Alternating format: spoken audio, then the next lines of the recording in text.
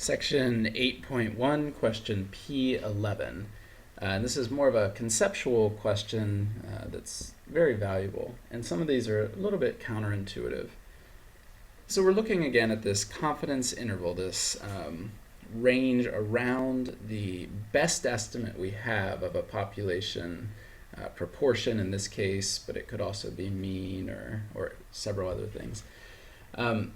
So we're looking, first of all, will the width of the confidence interval increase or decrease when the sample size is doubled from 100 to 200?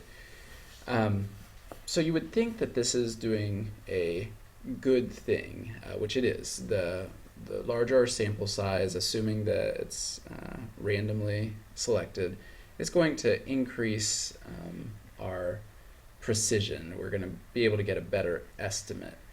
But that doesn't mean we're increasing our confidence interval. In fact, we're decreasing the confidence interval because we're narrowing in on what we guess the population proportion is going to be.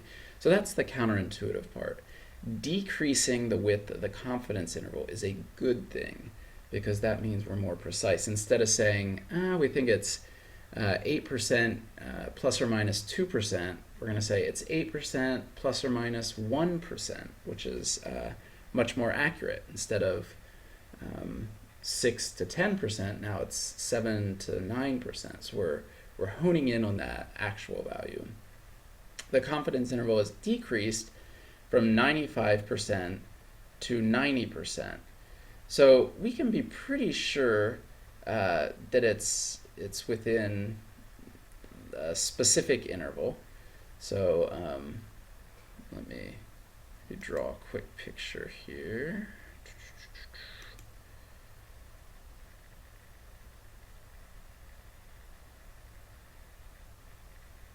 And we're going to get the paint.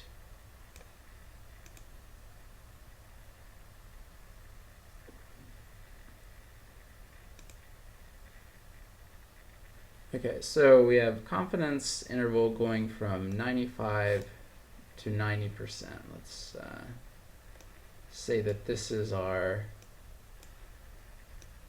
95% interval.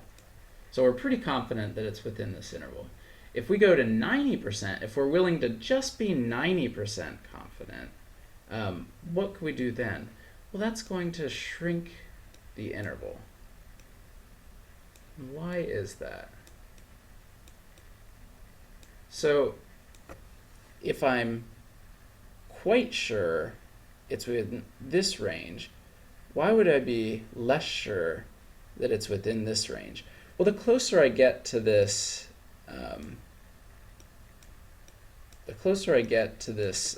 estimated population proportion, the more I'm going to be less and less sure. So if I'm, for example, creating a tiny confidence interval around here, I would be very unsure because it's quite likely that the true population proportion could be out here, or here, here, here, all these different places. So I would be very unsure that it's right next to my estimate.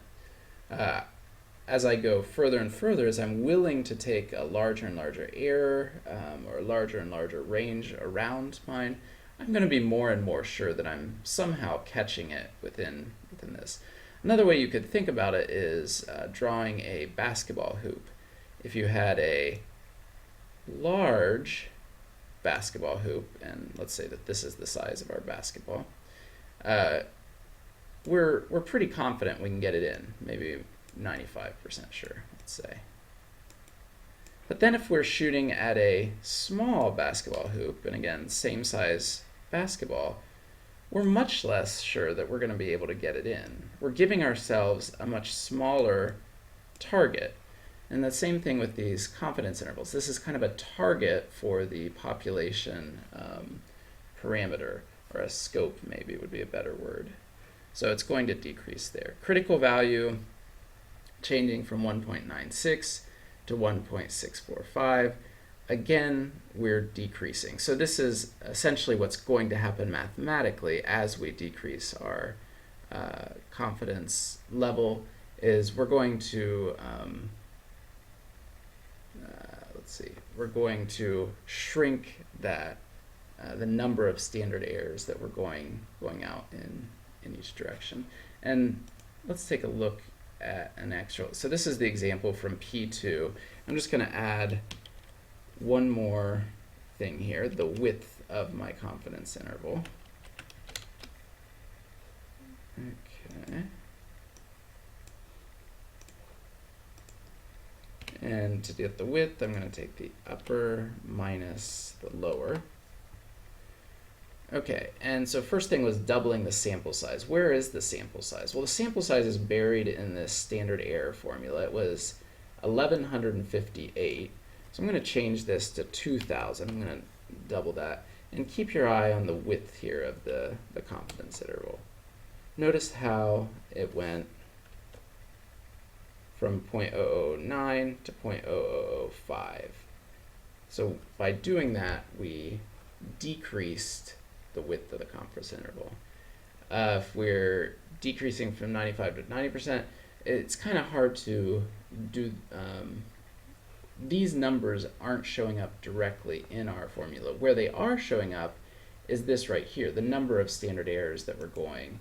So instead of minus 1.96, we're going to go 1.645 here and 1.645 here. And notice we went from 0.09 down to 0.07, so we did in fact decrease.